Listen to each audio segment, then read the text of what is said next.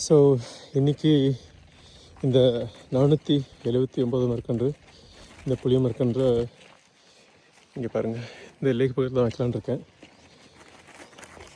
இதுக்கான பாதைகள்லாம் நிறைய மாறிடுச்சு. ஸோ இது வழியாக தான் இறங்கி போகணும். ஆல்ரெடி இந்த இடத்துல நிறைய மரக்கன்றுகள் இருக்குது. ஸோ இந்த பார்டரில் தான் வைக்க போகிறேன். பொறுத்து வந்து பார்க்கலாம் எப்படி வருதுன்னு. விதைப்போம், படைப்போம்.